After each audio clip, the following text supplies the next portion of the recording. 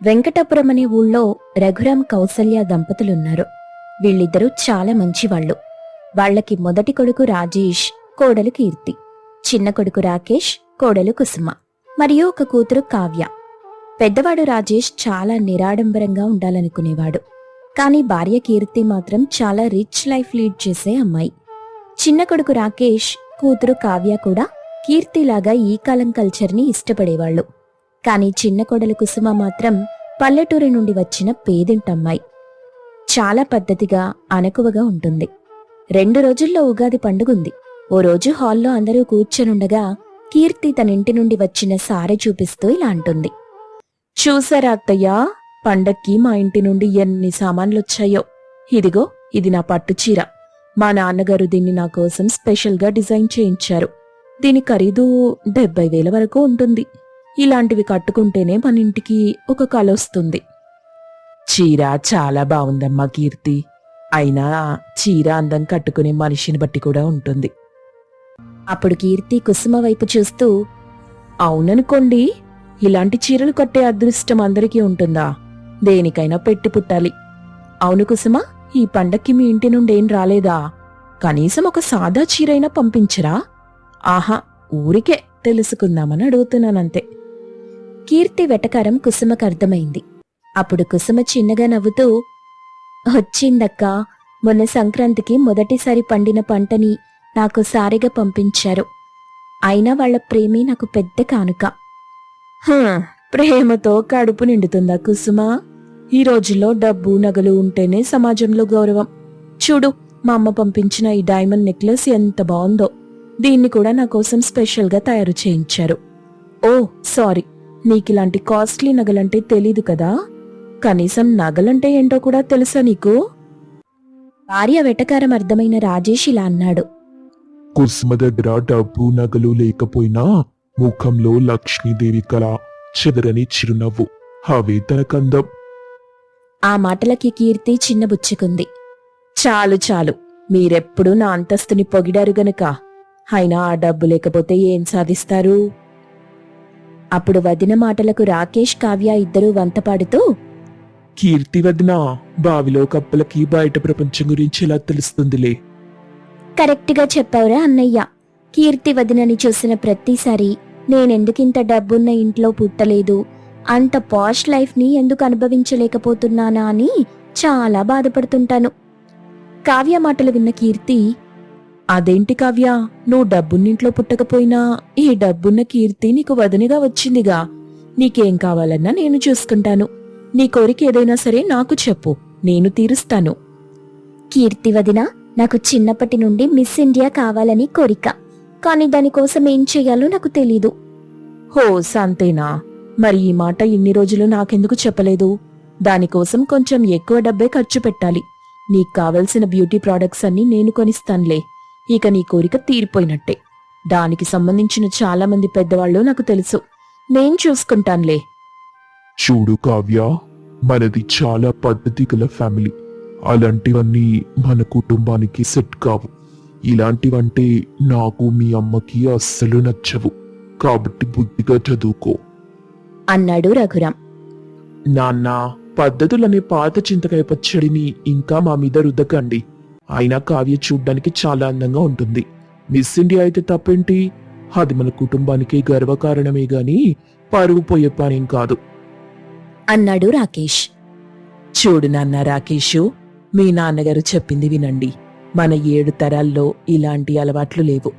నాకు, మీ నాన్నగారికి ఇలాంటివి నచ్చవు రాకేషు. అత్తగారి మాటలు విన్న కుసుమ తన భర్తతో, ఏవండి, అత్తయ్య మావయ్య అంతగా చెప్తున్నారంటే వినొచ్చుగా. అయినా ఇవన్నీ మనలాంటి వాళ్ల వల్ల అయ్యే పనులేనా? కావ్య అంటే ఏదో చిన్నపిల్ల, మీరే తనకి నచ్చజెప్పాల్సింది పోయి ఇలా. రాకేష్కి కోపం వచ్చింది. ఓహోహోహో, వచ్చిందండి పల్లెటూరి పారికిని. నువ్వు కూడా నాకు సలహా ఇచ్చేదానివే. అసలు మిస్ ఇండియా అంటే ఏంటో చెప్పవే. ఆయన నా పిచ్చిదని నిన్ను పట్టుకుని అడుగుతున్నాను చూడు. నేనొక వెర్రివాణ్ణి. రేయ్, ఏంట్రా నీ మొండి మాటలు? పెద్దవాళ్లు చెప్తుంటే అర్థం కావట్లేదా? భార్యతో ఇలాగే నా మాట్లాడేది. హబ్బబ్బో, భార్యతో ఎలా మాట్లాడాలో భార్యకి మర్యాద ఇవ్వని మీరు చెప్తుంటే వినడానికి వింతగా ఉందేంటో. మర్యాద అనేది మనం నడుచుకునే తీరుని బట్టి వస్తుంది. కుసుమకి ఆ అర్హత ఉంది. అంటే నాకు ఆ అర్హత లేదనా? ఆ మాట నేను అనలేదే, కుసుమకు ఉందని చెప్పానంతే. మీ డొంక తిరుగుడు మాటలు నాకు అర్థమవుతున్నాయిలేండి. మరి అర్థమవుతున్నప్పుడు నోరు మూసుకొనుండు. నాకు మా తమ్ముడికి మధ్యలో నువ్వెందుకొస్తున్నావు? కీర్తి వదినా, మీరాగండి, అన్నయ్యతో నేను మాట్లాడుకుంటాను. ఇదంతా చూస్తున్న రఘురాం కౌసల్యకు ఈ గొడవని ఎలాగైనా ఆపాలనిపించింది. రే రాకేష్, నువ్వు అన్నయ్యతో ఇలా మాట్లాడడం నాకు నచ్చలేదు. ఏమైంది రాకేషు? అన్నయ్యతో నువ్వేనా ఇలా మాట్లాడేది? కుసుమని కూడా ఇష్టం వచ్చినట్టంటున్నావు. లేకపోతే ఏంటమ్మా, నా ఇష్టాలు తెలుసుకోకుండా ఒక పల్లెటూరి చలివిడి ముద్దను తీసుకొచ్చి నాకు పెళ్లి చేశారు. నేనేమో పబ్బులకి తిరిగే పాష్ కల్చర్ ఉన్నవాణ్ణి. అది చూస్తే పేడ పిసుకుతూ కల్లాపి చల్లుతూ ముగ్గులేసుకుంటుంది. ఇలాంటి పల్లెటూరి వైతు నా భార్య అని నా ఫ్రెండ్స్ కి చూపించాలంటేనే సిగ్గేస్తుంది. నీకేం తెలుసమ్మా నా బాధ? మీ వరకు మీరు దాన్ని నా కంటగట్టి హాయిగా ఉన్నారు. రోజు అది చేసే పనులు చూడలేక చస్తున్నాను. ఆ మాటలు విన్న రాజేష్కి కోపం వచ్చింది. రేయ్, చాలు ఇంకాపు. ఇప్పటికే చాలా మాట్లాడావు. కుసుమలాంటి అమ్మాయి దొరకాలంటే అదృష్టం ఉండాలిరా. రాకేష్ మాట్లాడే మాటల్లో తప్పేముందండి? కుసుమ లాంటి పల్లెటూరు అమ్మాయి భార్యగా రావాలని ఎవరైనా కోరుకుంటారా? తనేమో ఫాస్ట్ కల్చర్ ఉన్న అబ్బాయి, కుసుమేమో పాతకాలం నాటి అలవాట్లున్న అమ్మాయి. ఇలాంటి ఆలోచనలున్న అబ్బాయికి అలాంటి అమ్మాయి దొరికితే ఇలాగే బాధపడతారు. నాలాగా డబ్బున్న అమ్మాయిని చూసి పెళ్లి చేస్తుంటే పాపం రాకేష్ ఇంత బాధపడేవాడా? కీర్తి, ఏం మాట్లాడుతున్నావో నీకు అర్థమవుతుందా? కుసుమ ఇక్కడే ఉంది. నీ మాటలు వింటే తనెంత బాధపడుతుంది. నేనేమైనా లేనిపోని మాటలన్నానా? అయినా ఉన్నమాట అంటే ఉలుకెక్కువని సంతోషించండి. మీ జీవితంలోనైనా అలాంటి పేదమ్మాయి కాకుండా నాలాంటి డబ్బున్న అమ్మాయి భార్యగా వచ్చినందుకు జీవితాంతం మా అమ్మా నాన్నకు మీరు పూజ చెయ్యాలి. చాలు తల్లి, చాలు. ఇక ఆపుతావా నీ డబ్బు పురాణం? అయినా నిన్ననేం లాభంలే. పోయి నిన్ను పెళ్లి చేసుకున్నా చూడు. తప్పత నాది. మీరు కాదండి ఆ తప్పు చేసింది. కోటీశ్వరుల కుటుంబంలో పుట్టి కూడా ఒక్కగానొక్క కూతురునయ్యుండి హల్లారు ముద్దుగా పెరిగి కూడా నా అంతస్తుకు ఎటూ సరితూగకపోయినా కూడా మిమ్మల్ని ప్రేమించి మా అమ్మ నాన్నల్ని నొప్పించి మరీ పోయి మిమ్మల్ని పెళ్లి చేసుకున్నాను చూడండి. తప్పు నాది. అందుకే నేను మోసపోయాను. హలో కోటీశ్వరరాలు గారు, కొంచెం ఆగుతారా? మిమ్మల్ని ఎవరు మోసం చేసి పెళ్లి చేసుకున్నారు? మీరే ప్రేమించానంటూ, నేను లేకపోతే బ్రతకలేనంటూ, నేను పెళ్లి చేసుకోకపోతే చచ్చిపోతానంటూ బెదిరించి మరి నన్ను పెళ్లి కోపించారు. అది నమ్మి గంగిరెద్దులా తడుపాను నేను. నీలో ఇంత డబ్బు అహంకారం ఉందని తెలిస్తే ఆ రోజే జాగ్రత్త పడేవాణ్ణి. అంతదాకా ఎందుకు? అసలు ఏ రోజైనా ప్రేమగా నీ చేత్తో ఇంత వంట చేసి పెట్టావా? కనీసం ఒక్క గ్లాసు మంచినీళ్ళైనా ఇచ్చావా? మరిప్పుడేంటి, మోసపోయానని పెద్ద పెద్ద మాటలు మాట్లాడుతున్నావు? రాజేషు, ఏం మాట్లాడుతున్నావు? కట్టుకున్న భార్యతో ఇలాగేనారా మాట్లాడేది? అని రఘురాం అనగానే మళ్ళీ రాజేష్ ఏదో చెప్పబోతుంటే వెంటనే కౌసల్య, ఇక చాలాపు, ఏం మాట్లాడకు, నోరు మూసుకుని కూర్చో. ఇదంతా చూసి చిరాగ్గా కావ్య ముందుకొచ్చి, ఇక అందరూ ఆపుతారా? ఇదంతా నా వల్లే కదా. ఎవరేం చెప్పినా సరే నా నిర్ణయం నేను మార్చుకోను. నాకు 19 ఏళ్లొచ్చాయి. నా నిర్ణయం నేను తీసుకోగలను. నాకు నచ్చినట్టు నేనుంటే ఆపే హక్కు ఎవ్వరికీ లేదు. మిస్ ఇండియా కావాలన్నది నా చిన్ననాటి కోరిక. దానికెవరడ్డొచ్చినా నేను ఆగిపోను. కాదు కూడదంటే నేనింటి నుండి వెళ్లిపోవడానికి కూడా రెడీ అని చెప్పి అక్కడి నుండి కోపంగా వెళ్ళిపోయింది. ఆ మాటలకి రఘురాం, కౌసల్య, రాజేష్ చాలా బాధపడ్డారు. వాళ్ల బాధ చూసిన కుసుమకి ఏం చెయ్యాలో అర్థం కాక మౌనంగా ఉండిపోయింది. కాని ఇటువైపు కీర్తి, రాకేష్ మాత్రం కావ్య తీసుకున్న నిర్ణయానికి ఒకరినొకరు చూసి చిన్నగా నవ్వుకున్నారు. ఇంతకీ ఈ ఇంటి పరిస్థితేంటి? ఈ గొడవలిలాగే కొనసాగుతాయా? డబ్బు పొగరున్న కీర్తి గెలుస్తుందా? పేద ఇంటి నుండొచ్చిన కుసుమ ఈ ఇంటిని ఒక దారికి తీసుకొస్తుందా? అసలేం జరగబోతుందో తరువాత రాబోయే ఎపిసోడ్లో చూద్దాం. ఒక ఊళ్ళో రఘురాం, కౌసల్య అనే దంపతులు చాలా అన్యోన్యంగా జీవిస్తూ ఉంటారు. వాళ్లకున్న ఒక్కగానొక్క కొడుకు రాజేష్. రాజేష్కి కీర్తితో వివాహం జరిగిన తరువాత వాళ్ళిద్దరూ అమెరికాలో స్థిరపడ్డారు. రాజేష్ కీర్తి అమెరికా వెళ్లి చాలా సంవత్సరాలవుతుంది. ఇక్కడ రఘురాం కౌసల్య తమ కొడుకు కోడలు కోసం ఎదురు చూస్తూ ఉంటారు. వాళ్ళు ఊరికి రాక చాలా కాలం అవడంతో కౌసల్య మనసులో ఏదో తెలియని బెంగ మొదలవుతుంది. అదే సమయంలో ఉగాది పండుగ దగ్గర పడుతుండడంతో కౌసల్య తన కొడుకును ఎలాగైనా ఇంటికి రప్పించాలనుకుంది. ఆ ఇంట్లో పనిమనిషి సీత పనులు చేస్తూ ఉంది. ఒకరోజు కౌసల్య ఇంట్లో సీతతో ఇలా అంటుంది. ఏమే సీత, ఆ దేవుడి గుడి దగ్గర వాకిలి అంతా శుభ్రం చేశావా? రేపు ఉగాది పండుగ, ఇల్లంతా పండగ కల రావాలి. పనిలో ఏమాత్రం నిర్లక్ష్యం చెయ్యకు. అంతా శుభ్రం చేశానమ్మమ్మగారు. వాకిట్లో పెద్ద ముగ్గు కూడా వేశాను. కానీ ఎంత శుభ్రం చేసినా, ఎంత పండుగ కలొచ్చినా ఇల్లు కలకలలాడాలంటే మీ కొడుకు రాజేష్ బాబు, కీర్తి గారు ఇక్కడుండాలి కదా. వాళ్లు లేక ఇల్లు బాగా బోసిపోయినట్టుగా ఉంది. అప్పుడే అక్కడికొచ్చిన పక్కింటి లక్ష్మి కౌసల్యతో ఇలా అంది. అవును కౌసల్య, సీత చెప్పింది నిజమే. పిల్లలు దూరంగా ఉంటే ఎంత పండగొచ్చినా ఆ సందడే ఉండదసలు. అమెరికాలో ఉన్నారు కదా, అసలు మన పండగలు సాంప్రదాయాలు వాళ్ళకి గుర్తున్నాయో లేదో. ముఖ్యంగా నీ కోడలు కీర్తి అసలే మోడ్రన్ పిల్ల. తను సిటీలో పెరిగిన అమ్మాయి, పైగా ఇప్పుడు అమెరికా. మన పల్లెటూరి పండగలు తనకేం తెలుస్తాయి? అవును లక్ష్మి, నాకు అదే దిగులుగా ఉంది. పెళ్లైన కొత్తలో వెళ్లారు. అక్కడ కల్చర్కి బాగా అలవాటు పడుంటారు. మన ఆచారాలు పండగలు కీర్తికి అస్సలు తెలీదు. ఈ ఉగాది పండక్కి ఎలాగైనా వాళ్ళని ఇంటికి రమ్మని పిలవాలి. మన సాంప్రదాయాలు నా కోడలికి నేర్పించాలి. ఎవరిని పిలవాలి కౌసల్య? ఎవరొస్తారు ఈ పల్లెటూరికి? ఎవరేంటండి, మన రాజేషు కీర్తిని ఈ ఉగాదికి రమ్మందాం. వాళ్ళిద్దరికీ ఇప్పుడే ఫోన్ చేసి బయలుదేరమని చెప్తాను. వాళ్ళొస్తారంటావా? వాళ్ళకి అక్కడ అమెరికాలో చాలా పనులుంటాయి. పైగా కీర్తికి ఇక్కడ వాతావరణం, మన ఆచారాలు అస్సలు సెట్ అవ్వవు కదా. తను ఇబ్బంది పడుతుందేమో ఆలోచించు. నేనొప్పిస్తానండి. నా కోడలికి అన్నీ నేర్పించుకునే బాధ్యత నాది. మీరు చూడండి, నేను వాళ్ళని ఖచ్చితంగా ఒప్పించి రప్పిస్తాను. అలా చెప్పి కౌసల్య వెంటనే తన కొడుకు రాజేష్కి ఫోన్ చేస్తుంది. అమెరికాలో ఉన్న రాజేష్ ఫోన్ లిఫ్ట్ చేస్తాడు. హలో అమ్మా, ఎలా ఉన్నావు? నాన్నెలా ఉన్నారు? ఆరోగ్యం జాగ్రత్తగా చూసుకుంటున్నారా? మేం చాలా బాగున్నాంరా నాన్న.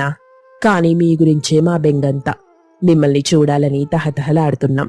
ఈ వారంలో ఉగాది పండుగ వస్తోంది. మీరిద్దరూ వెంటనే బయలుదేరి ఊరికి రావాలి. ఇది నా కోరికనుకో. వాట్? ఉగాదికి ఇండియా వెళ్ళడమా? నో రాజేష్, నాకిక్కడ చాలా వీకెండ్ పార్టీస్ ఉన్నాయి. నా వల్ల కాదు. అమ్మా, అది కీర్తికి ఇక్కడ కొంచెం వర్క్ ఉందమ్మా. పైగా సడన్ గా అంటే టికెట్స్ కూడా దొరకవు కదా. నాకవేం తెలీదురా.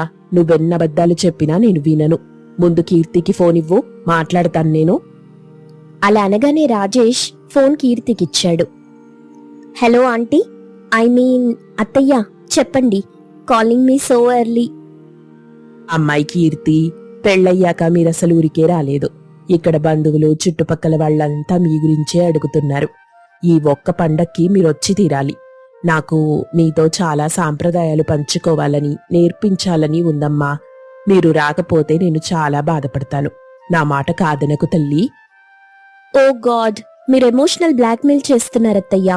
సరే, రాజేష్కి ఇష్టమైతే we will come, but strictly 1 week మాత్రమే. ఆ పైన నేనొక్కరోజు కూడా ఉండలేను. అలాగేనమ్మా, ఆ ఒక్క వారం చాలు. వెంటనే టికెట్లు బుక్ చేసుకోండి. అలా కౌసల్య తన కొడుకు కోడల్ని ఊరికి రమ్మని పిలుపు పంపింది. వాళ్ళు సరే అని అమెరికా నుండి బయలుదేరి ఊరికొచ్చారు. ఊరికొచ్చిన వెంటనే కీర్తి తన మోడ్రన్ డ్రెస్సింగ్తో, కళ్ళకి సన్ గ్లాసెస్తో, చేతిలో బ్రాండెడ్ బ్యాగ్తో ఇంట్లోకి అడుగుపెట్టింది. చుట్టుపక్కల వాళ్ళు కీర్తిని ఆశ్చర్యంగా చూస్తున్నారు. చూడు కౌసల్య, నీ కోడలసలు మన పల్లెటూరి వాతావరణానికి ఏమాత్రం సంబంధం లేనట్టుగా ఎలా ఉందో. జీన్స్ ప్యాంటు వేసుకుని ఇంగ్లీష్ దొరసాన్లాగా వస్తుంది. ఈ పల్లెటూళ్ళలో ఈ అమ్మాయి ఈమడగలదా? పర్వాలేదు లక్ష్మి, అమెరికాలో ఉంది కాబట్టి అక్కడి అలవాట్లే అలవాటవుతాయిగా. మెల్లగా ఇక్కడికొచ్చాక అన్నీ సర్దుకుంటాయి. రామ్మ కీర్తి, లోపలికి రా. సీత, హారతి తీసుకురా.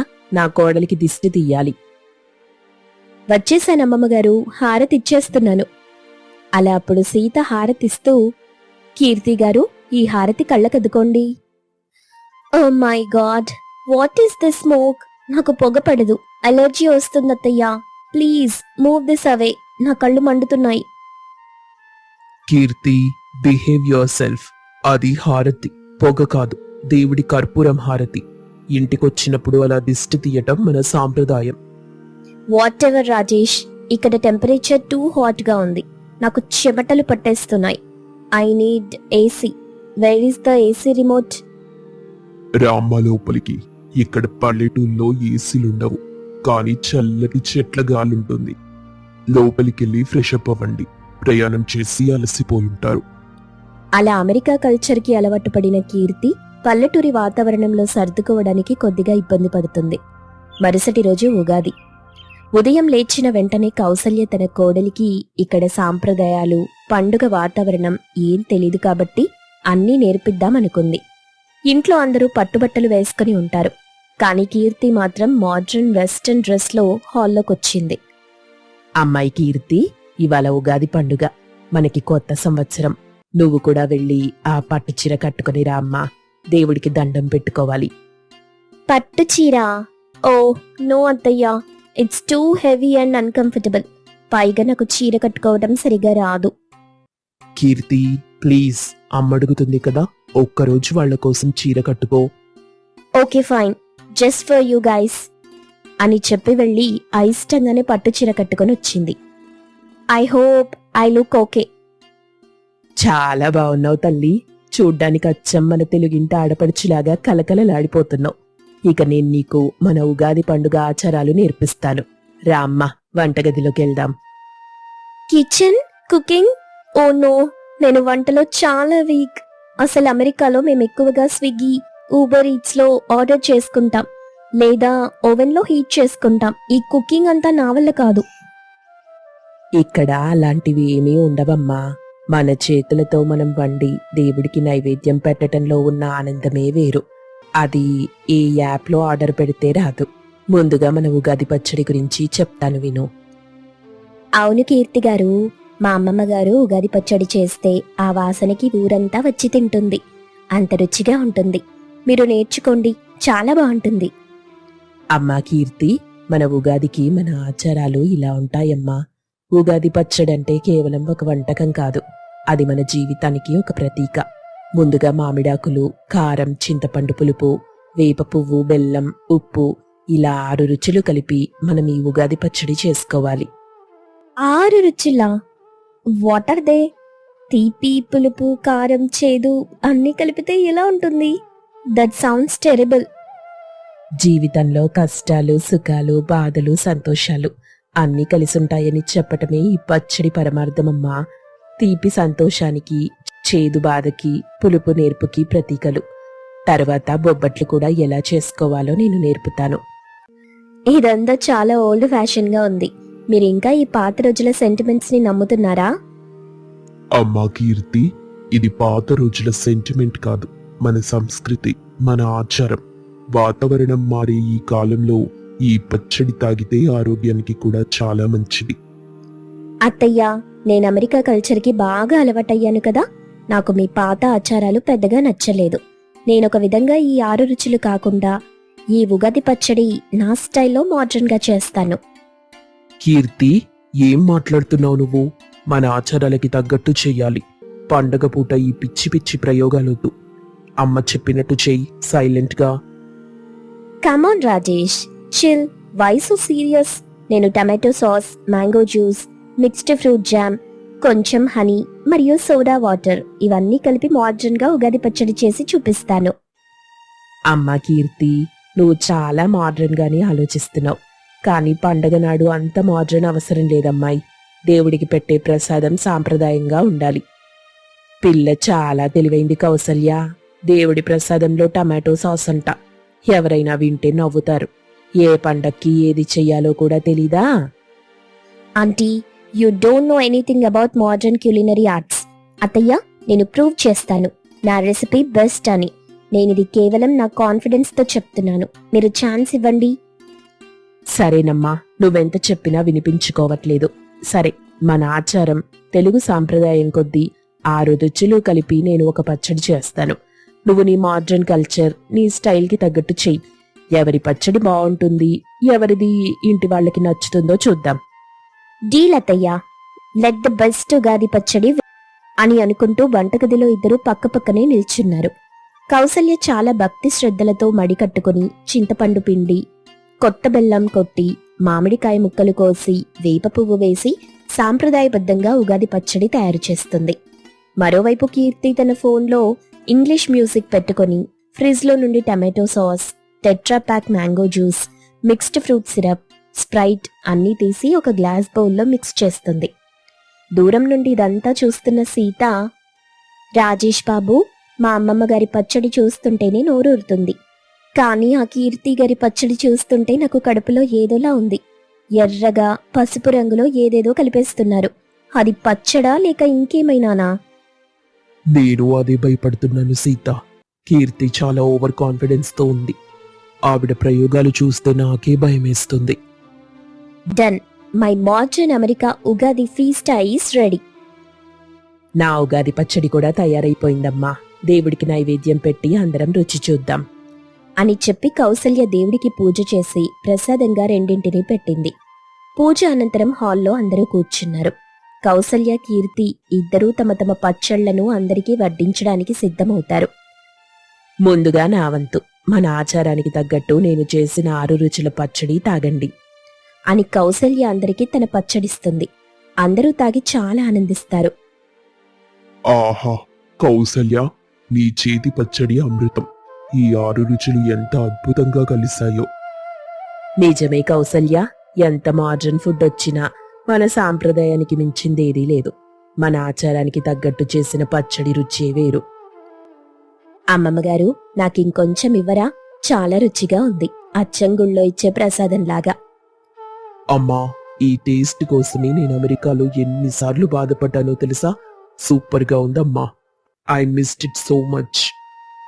ఓకే ఓకే, అత్తయ్య పచ్చడికి పొగడ్తలు చాలు. ఇప్పుడు నా మోడ్రన్ క్రియేషన్ రుచి చూడండి. It will blow your minds. ఆ రంగు రుచి చూసి అందరూ క్షణం భయపడ్డారు. కాని కీర్తి ఇష్టపడి చేసింది కదా అని కౌసల్య, రఘురాం, రాజేష్, సీత అందరూ ఒక సిప్ వేస్తారు. బాబోయ్, ఏంటమ్మా ఇది? తీపి పులుపు లేదు, ఏదో మందు తాగినట్టుంది. నా వల్ల కాదు. అమ్మ బాబోయ్, నా కడుపులో ఎవరో కత్తితో పొడిచినట్టుంది. ఇది టమాటో సాసేనా? చాలా ఘోరంగా ఉంది కీర్తి గారు. దేవుడా, నన్ను కాపాడు. చీచి, ఇదేం టేస్ట్ అమ్మా? పిచ్చి పిచ్చిగా ఉంది. అసలు దీన్ని పచ్చడనరు, పిచ్చి నీళ్ళు అంటారు. దేవుడికి పెట్టే ప్రసాదం ఇలా చేస్తారా ఎవరైనా? కీర్తి, ఐ టోల్డ్ యూ, ఇది అస్సలు బాలేదు. It taste like cough syrup mixed with ketchup. Very bad. Please don't make us